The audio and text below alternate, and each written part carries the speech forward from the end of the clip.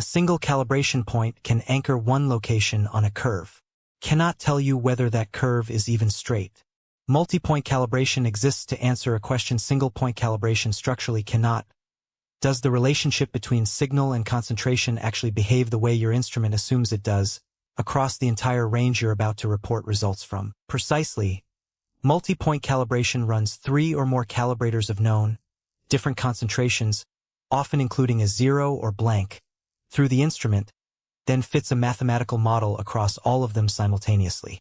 2-point calibration, common for simple linear assays, anchors a low and high point and draws a straight line between them, assuming linearity without ever testing it. The blank or zero calibrator, pure diluent with no analyte, plays a specific structural role most technologists underuse. It anchors the intercept directly, separating true assay background signal from anything the regression math might otherwise misattribute to a low but non-zero concentration point. Biochemistry analyzers run a genuinely diverse mix of chemistries on one platform, and that diversity is exactly why a uniform 2-point approach falls short. Endpoint colorimetric assays often behave close to linear. Kinetic enzymatic assays can show real curvature near the upper reportable limit. Turbidimetric and immunoturbidimetric assays frequently show pronounced nonlinearity, sometimes even a hook effect at high concentrations. Every calibrator value used in this process still borrows its authority from the same traceability chain covered in the broader calibration discussion. A reference measurement procedure assigns a value, a certified reference material carries it, and the manufacturer's calibrator set inherits it. Multi-point calibration doesn't replace that chain. It's how the chain actually gets applied across a working range. Getting this wrong doesn't stay contained to one bad run. A poorly characterized curve biases every result across the range it covers, and a curve that's actually non-linear but was fit as linear fails silently at the exact concentrations, often the clinically critical ones where the two models diverge most. How many points does a given assay actually need? Manufacturer package inserts specify a minimum, but the underlying logic is consistent. 2 points can only ever describe a line. 3 points are the minimum needed to detect curvature at all. 5 or more points across the reportable range are typical where genuine nonlinearity is expected, giving the fitting algorithm enough data to characterize the curve's actual shape with confidence. Worth flagging explicitly. Not every module on a biochemistry analyzer uses multi-point calibration at all. Ion-selective electrodes measuring sodium, potassium, and chloride typically calibrate with just 2 points, because the Nernst equation governing electrode response is inherently, predictably linear across the working range. Multi-point calibration there would be solving a problem that doesn't exist. The calibrator matrix, the fluid the known analyte concentration is dissolved in, is not a trivial manufacturing detail. Human-based matrices, built from processed human serum or plasma, behave closest to real patient samples. Bovine-based or fully synthetic buffered matrices are cheaper and more stable but carry real matrix effect risk if the assay chemistry responds differently to the artificial matrix than to real serum. Level spacing across the range isn't arbitrary either. Manufacturers typically space calibrator concentrations to bracket clinically important decision points more densely than the middle of an otherwise unremarkable range, meaning a glucose calibrator set clusters extra points near hypoglycemic and diabetic thresholds rather than spacing everything perfectly evenly. Lyophilized calibrators are chemically stable in powder form but genuinely fragile once reconstituted. Incorrect diluent volume, inadequate mixing time, or reconstituting too far ahead of use are among the most common and most under-recognized sources of calibration failure problems that look like an instrument fault but actually originated at the bench before the calibrator ever touched the analyzer. Getting reconstitution right, concretely, use the exact diluent volume and type specified, never a substitute. Mix gently by inversion, not vigorous vortexing that can denature protein-bound analytes. Let the vial equilibrate for the manufacturer-specified time before use. And respect the stated on-board and reconstituted stability window. Most lyophilized calibrators are only stable for hours to a few days once reconstituted, not weeks. Every calibrator lot carries its own certificate of analysis with assigned values specific to that lot, values that are not universally transferable to the next lot without verification. Degradation from a temperature excursion during shipping, storage past expiry, or repeated freeze-thaw cycles on liquid-stable calibrators all shift the assigned value silently, well before any visible change in the material itself. Before a new calibrator lot goes live on patient samples, a specific verification sequence protects against exactly this kind of silent degradation. Confirm the certificate of analysis matches the lot number in hand. Cross-check the new lot's assigned values against the outgoing lot using a documented comparison run, and only release it for patient testing once that cross-check falls within predefined acceptance limits. One more layer worth being explicit about: the calibrator itself and the material used later to verify that calibration should generally not be the same thing. A calibrator's job is to define the curve. A verification material's job is to independently confirm the curve is correct. Using the same material for both collapses that independence entirely. Liquid-stable calibrators skip the reconstitution risk entirely but carry their own trade-off. Generally shorter overall shelf life and stricter cold chain requirements throughout transport and storage. Lyophilized calibrators ship and store more robustly but reintroduce the reconstitution accuracy problem covered earlier. Neither format eliminates risk. It just relocates where the risk sits. Calibrators and QC control materials are frequently manufactured by the same company, sometimes even look identical on the shelf, and serve completely different purposes. A calibrator's assigned value defines the curve. A control material's assigned value is used only to check the curve afterward, accidentally calibrating against a control, or running a control that's secretly the calibrator, quietly collapses the independence the whole verification process depends on. Certain analytes, bilirubin most notably, have calibrators that degrade measurably under normal room lighting within minutes, not hours. Protecting light-sensitive calibrators with amber vials or foil during handling isn't an optional precaution. Skipping it on a bilirubin calibration run is one of the more common, fully preventable sources of failed curves in a chemistry section. The through line for the calibrator itself: it's not inert reference material sitting passively in a box. It's a perishable, traceable, matrix-sensitive reagent that deserves the same scrutiny as any other critical input to your results. If this level of technical depth is genuinely useful for your bench work or quality role, subscribing keeps this series coming. For a linear model, the instrument's software runs ordinary least squares regression, finding the single straight line that minimizes the sum of squared vertical distances between every calibrator point and the line itself. The output is two numbers, slope and intercept, that together become the working equation converting every future signal into a reported concentration. The residual for each calibrator point measured signal minus the value the fitted line predicts at that concentration is the single most diagnostic piece of information the calibration run produces, and it's the piece most instrument software buries several screens deep. Randomly scattered residuals around zero confirm the model fits. A systematic pattern, even a subtle one, means the model itself is wrong. R squared quantifies how much of the signal's variability the model explains. Closer to 1, better the apparent fit. But it's a summary statistic, and summary statistics hide detail by design. A calibration can post an R squared above 0.999 while its residual plot shows a textbook curve, because R squared measures overall correlation, not the specific shape of any deviation from it. Weighting the regression changes which errors the fitting algorithm prioritizes minimizing.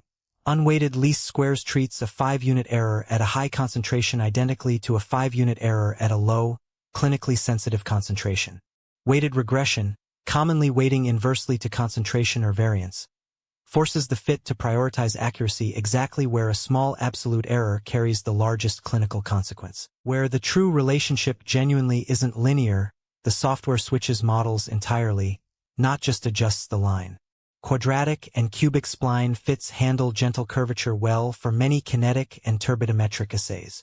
4 and 5 parameter logistic models handle the pronounced S-shaped curves and hook effects typical of many immunoturbidimetric and specialty biochemistry assays. Reading any calibration curve output in practice, check R squared first as a coarse filter, then always open the residual plot regardless of what R squared showed. Confirm slope and intercept sit within your instrument's historically expected range for that lot and reagent. And visually confirm the fitted curve actually passes near every calibrator point, not just close on average. One mathematical trap deserves explicit attention: extrapolating a fitted curve beyond the highest and lowest calibrator points it was actually built from. The regression math will happily generate a number for any signal you feed it, calibrated range or not, but outside the points the curve was actually anchored to, that number is a mathematical guess, not a validated measurement. The model you choose sets a hard mathematical floor on how many calibrator points you need, not a suggestion. A straight line needs a minimum of 2 points to define it all, but 3 to actually test it. A quadratic curve needs at least 3 points to define, to meaningfully test. A 4-parameter logistic model needs at least 4, and realistically 5 or more, before the fit is statistically trustworthy rather than just mathematically possible. Quick pause. If this breakdown is helping you, take a second to hit like and subscribe. It genuinely takes a lot of effort to make videos like this, and your support keeps them coming. The mathematical bottom line: every calibration curve is a claim about the shape of a relationship, and every claim deserves the same skepticism. Check the residuals, question a suspiciously perfect or squared, and never let the instrument's automatic acceptance substitute for your own look at the data. The slope is your assay's sensitivity, how much signal changes per unit change in concentration. A slope that's drifted meaningfully from its historical baseline, even with everything else looking acceptable, is telling you the assay's fundamental responsiveness has changed, from reagent reformulation, a new lot, or genuine instrument degradation. The intercept represents signal at zero true concentration, background noise, reagent blank absorbance, or non-specific binding depending on the chemistry. An intercept climbing over successive calibrations, even while the slope stays stable, usually points to reagent blank contamination or an optical system picking up stray light or fouling. For many endpoint assays, the calibration factor, a single multiplier derived from the calibrator run, replaces the full slope or intercept pair in the working equation. It's mathematically simpler but hides the same information. An unusual calibration factor still traces back to exactly the same slope or intercept problem underneath it. Many systems also output an analytical sensitivity or lower limit check derived directly from the blank and lowest calibrator's variability. Essentially, the smallest concentration change the assay can reliably distinguish from noise. A degrading sensitivity check, even with an otherwise passing curve, is an early warning that your assay's true lower reportable limit has quietly crept upward. Put it together with an actual report. Slope reads 1.03 relative to baseline, well within range. Intercept reads 4.5, up from a historical 2.0 flagged. Our squared reads 0.9995. Looks perfect. The residual plot, checked specifically because of that intercept flag, shows a small but real upward curve at the low end, confirming reagent blank drift, not random noise, is the actual story this calibration is telling. Where do the acceptance thresholds for slope, intercept, and R squared actually come from? Manufacturer package inserts specify defaults, but a mature quality program layers its own historically derived limits on top, built from your own instrument's actual performance history, which is often meaningfully tighter than the generic manufacturer default. A calibration verification report worth trusting shows % recovery at every level individually, not averaged into one number. A method can average a comfortable 101% recovery overall while actually running at 92% at the clinically critical low end and 110% at the high end, a spread that a single averaged figure erases completely. No single output number tells the whole story on its own. Slope, intercept, R squared, and the residual plot are 4 separate questions about the same curve, and skipping any one of them leaves a real blind spot. A genuinely thorough calibration review looks at all of these simultaneously rather than sequentially: slope, intercept, R squared, residual pattern, and sensitivity check together, forming a single quality snapshot, the same way a sigma metric synthesizes bias and imprecision into one number for daily QC. Almost through the technical core, if you're finding this level of troubleshooting detail useful, a like helps this kind of content reach more working lab professionals. Every calibration failure ultimately reduces to one of 4 recognizable patterns, and correctly naming which one you're looking at is most of the diagnostic work. A parallel shift of the entire curve, a rotation in slope, a single outlier point, or genuine nonlinearity across the range. Each has a distinct signature and a distinct fix. Before diagnosing which of the 4 patterns you're facing, the very first fork is simpler and faster to check. Does the same failure reproduce on a second, independently prepared calibrator set? If yes, the problem is very likely instrument side, optics, pipetting, temperature control. If no, it's very likely reagent or calibrator side, exactly where the pattern-specific troubleshooting from a moment ago actually applies. A parallel shift, every point reading consistently high or low by roughly the same amount, slope unchanged, points almost exclusively at the intercept, reagent blank drift, calibrator matrix contamination, or a light source or optical baseline change. The fix is targeted. Verify and correct the blank first, recalibrate, and confirm the shift resolves before touching anything else. A slope rotation, low points reading closer to expected while high points diverge, or vice versa, points at sensitivity itself, reagent reformulation or a new lot, pipetting volume error scaling with sample size, or a detector response that's genuinely degrading. The fix here is different. Verify the reagent lot and pipetting system before simply recalibrating and hoping the number moves. A single outlier, one calibrator point deviating while the rest fit the model well, is almost always local to that specific point, not the whole system. A pipetting error on that one calibrator, an air bubble, a mislabeled or degraded individual vial. The fix is targeted to exclude and rerun that single level per your protocol. Don't discard the entire curve or the reagent lot over one bad point. Genuine non-linearity, consistent curvature reproducing across repeated calibration runs, not a one-time artifact, means the model itself is wrong, not the data. Forcing a linear fit onto a genuinely curved relationship, or trying to fix it by simply adding more calibrator points to the same linear model won't resolve it. The fix is switching curve fit models entirely to a quadratic, spline, or logistic fit matched to the assay's actual chemistry. A full technical scenario, start to finish. A creatinine calibration on a chemistry analyzer fails, our squared acceptance at 0.987, below the 0.995 threshold. Opening the residual plot shows the low and blank points fitting well, but the top two calibrators diverging upward. A slope rotation adjacent pattern concentrated at the high end specifically. Rerun confirms the pattern reproduces. Root cause traced to the high-level calibrator vial being past its reconstituted stability window by several hours, quietly under-recovering. Fresh reconstitution of that level alone, without touching the rest of the set, restored our squared to 0.998 and resolved the divergence completely. The diagnostic discipline worth internalizing. Name the failure pattern precisely before touching anything, because a parallel shift, a slope rotation, an outlier, and true nonlinearity each demand a genuinely different corrective action, and fixing the wrong one wastes calibrator time and trust in the result. Turning all of this into a standing bench protocol. Document slope, intercept, R-squared, and a visual residual check for every single calibration, not just failures. Classify any failure by pattern before acting. Investigate the single most likely cause for that specific pattern first, rather than replacing every reagent and calibrator at once. And re-verify with an independent material after any correction. Never just trust the recalibration alone. The single highest leverage habit separating a mature calibration program from a reactive one, trending slope, intercept, and R-squared across every calibration event over months, not just reviewing each one in isolation. A slope creeping steadily in one direction across 6 consecutive calibrations, even while each individual event technically passes, is the calibration level equivalent of the SDI drift pattern covered earlier in this series for proficiency testing. 2 habits sabotage even a technically sound troubleshooting process. Shotgun fixing, replacing reagent, calibrator, and tubing simultaneously without isolating which one actually mattered, burns resources and teaches you nothing for next time.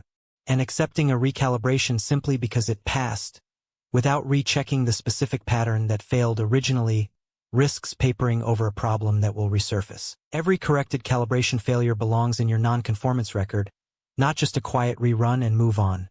The pattern observed, the suspected and confirmed root cause, the specific corrective action taken, and the verification result confirming it actually worked. The same kappa discipline this series has covered for QC and PT failures applies identically here. One misconception worth retiring. An instrument accepting a calibration automatically does not mean the calibration is actually correct. Most systems apply fairly generous default acceptance thresholds, and a technically accepted curve can still carry a real, uninvestigated intercept or slope problem underneath it. Multi-point calibration is the foundation. Every downstream number in your lab ultimately rests on sigma metrics, QC charts, and EQA performance all inherit whatever accuracy or error is baked into this curve. Understand the calibrator, understand the math, and understand the failure patterns, and very little about your results will feel like a black box again. Final recap. Multi-point calibration tests linearity that single or two-point calibration only assumes. The residual plot catches what R-squared alone can hide. Slope reflects sensitivity, intercept reflects background. Read them separately, always. And every calibration failure reduces to a shift, a rotation, an outlier, or true nonlinearity, each demanding its own specific corrective action. Here are the key references and sources for this video. Thanks so much for watching. If this helped, like the video and subscribe for more clear, simple explainers, and I'll see you in the next one.